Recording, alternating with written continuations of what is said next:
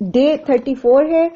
وہ کہتے ہیں کہ کلیئر یور ہارٹ یعنی قلب and mind from all the fears worries and regrets. آپ اپنے دل کو ہر طرح کے خوف، پریشانیوں اور ریگریٹ کو کیا کہتے ہیں آپ؟ احساس سے جرم، ٹھیک ہے، اس سے اپنے آپ کو، اپنے دل کو خالی کر لیں. کیونکہ ہم پڑھ رہے ہیں کہ ہم اپنی زندگی میں پازیٹیو چینجز کیسے لائیں. تو پازیٹیو چینجز لانے کے لیے جیسے کہ کل بھی اور پرسوں کے ریمائنڈر میں بھی یہ تھا کہ ہمیں سب سے پہلے کیا کرنا ہے، اپنی جو ہمارے سمع ہے، بصر ہے، نطق ہے، اس کو کنٹرول کرنا ہے. اور اس کے ساتھ جو ہے چونکہ تھاٹس ڈرائیو ہوتی ہیں، ہماری سوچ ڈیولپ ہوتی ہے اور سوچ عمل پہ اثر کرتی ہے. تو سب سے پہلے ہم نے اپنی سوچ بنانی ہے کہ ہم نے اپنے اندر مثبت تبدیلی لانی ہے. اس مثبت تبدیلی لانے کے لیے ہمیں اپنے ان جو ہمارے حواس خمسہ ہوتے ہیں، 5 سینسز ہوتی ہیں، ان میں سے جو یہ 3 چیزیں ہیں ان کو کنٹرول کرنا ہے. اینڈ دین ہمارا اگلا سٹیپ یہ ہے کہ ہم اپنے دل کو ان 3 ایموشنز میں سے باہر نکال لیں: خوف، پریشانی اور ریگریٹ. ریگریٹ مین احساس جرم، کسی چیز کا پچھتاوا، ٹھیک ہے. تو اس سے ہم اپنے دل کو خالی جب کر لیں گے، اس میں سے نکل آئیں گے، تو ہم اپنی زندگی میں کوئی مثبت تبدیلی لا سکیں گے. یہ ریمائنڈر انہوں نے لیا ہے سورہ آل عمران آیت نمبر 175 سے. انما ذالکم الشیطان یخوف اولیاءہ فلا تخافوہم وخافونی ان کنتم مؤمنین.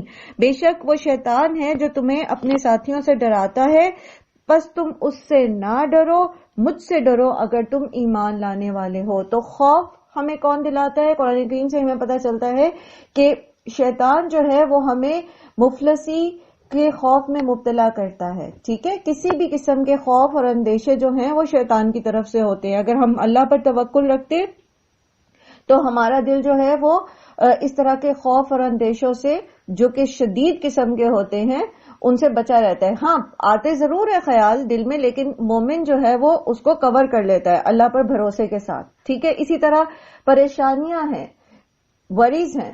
پریشانیاں، یہ کیسے ہو گیا، وہ کیسے ہوا، یہ میں کیسے کروں گی، یہ کیسے ہوگا. بیماری ہے، تکلیف ہے، مصیبت ہے. جیسے کل پہلے بھی ہم بارہا پڑھ چکے کہ آزمائشیں اللہ کی طرف سے آتی ہیں، تو آزمائش جو ہے وہ پریشانی لے کر آتی ہے آبویسلی. تو مومن جو ہوتا ہے وہ پریشانی کو دل کے اندر گہرا نہیں ہونے دیتا، بلکہ وہ یہ جانتا ہے کہ جس اللہ نے مجھے اس سچویشن میں رکھا ہے وہی اس میں سے مجھے نکالے گا بھی، ٹھیک ہے. تو اس کا دل مطمئن ہو جاتا ہے. آلدو فیلنگز آتی ہیں لیکن وہ انسان کی سوچ کو متاثر نہیں کرتی. وہ اس کو ابھی آج انشاءاللہ جو ہماری آیت ہے وہ بھی اسی سے ریلیٹ کرتی ہے، انشاءاللہ ہم اس کو دیکھیں گے ابھی انشاءاللہ. اور پھر تیسری چیز کیا ہے؟ پچھتاوے. اور ہم نے پورا قرآن پڑھا الحمدللہ، 28واں پارہ ہمارا جو ہے وہ ثلاثہ ہو گیا الحمدللہ، اور مکمل ہونے والا ہے قرآن. تو آپ دیکھیں گے کہ قرآن پورے کا پورا ایک ہوپ ہے، ایک امید ہے. قرآن کہیں پر بھی آپ کو مایوس نہیں کرتا. بس ختم، اینڈ، اب کچھ نہیں ہو سکتا. وہ کہتے ہیں آخری سانس تک بھی تم زمین سے لے کے آسمان تک بھی اگر تم نے گناہوں کے ڈھیر لگا رکھے، استغفار کر لو، اللہ سے رحمت کی امید رکھو، وہ تمہیں معاف کر دے گا. وہ قرآن کریم آپ کو ہوپ دیتا ہے کہ جہاں ڈیڈ آ جاتا ہے، جہاں ہر کوئی آپ سے ہاتھ اٹھا لیتا ہے، فکر نہ کرو، ان اللہ مع الصابرین، اللہ صبر کرنے والوں کے ساتھ. صبر کرو، اللہ تمہارے ساتھ ہے. تو ہوپ آپ کے ہاتھ میں دیتا ہے، ٹھیک ہے، امید دلاتا ہے. اور یہ امید انسان کو کب ملتی ہے؟ جب اس کے اندر پچھتاوے نہیں ہوتے، جب اس کو کسی خیر کی امید نہیں ہوتی نا، پھر وہ پچھتاووں میں پڑا رہتا ہے. اور خود اللہ کے رسول صلی اللہ علیہ وسلم نے کیا فرمایا کہ لو نہ کہو، کاش، کیونکہ یہ شیطان کا دروازہ کھول دیتا ہے.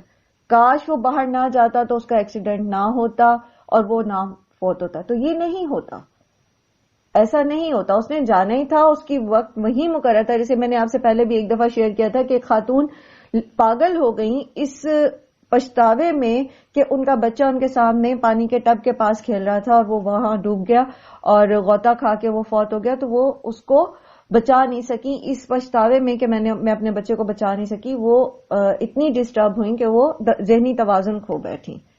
تو ہم اپنی زندگی کو پازیٹیو کیسے کر سکتے ہیں، ہم اپنی زندگی کو انرجائز کیسے کر سکتے ہیں، جب ہم یہ 3 بنیادی ایموشنز کنٹرول کرنا سیکھ جائیں گے.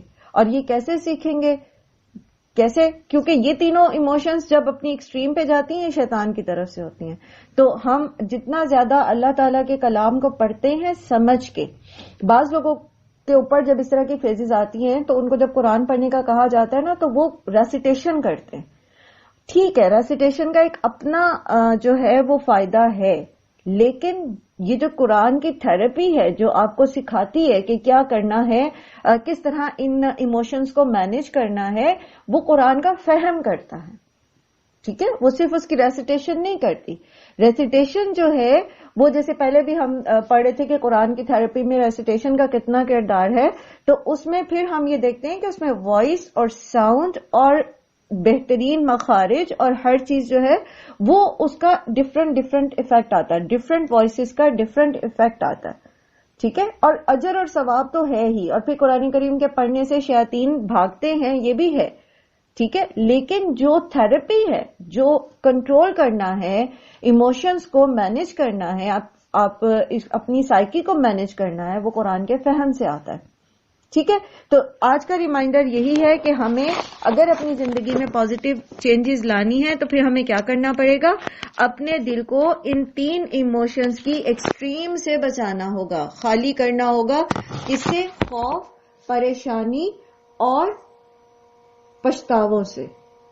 ٹھیک ہے، جب ہم اس میں سے نکل آئیں گے تو پھر ہمیں ایک بہت وسیع ہاریزن آگے نظر آئے گا، ایک وسیع افق ہوگا جس میں آپ بہترین طریقے سے اپنی زندگی کو فعال بنا سکتے ہیں، کام کر سکتے ہیں.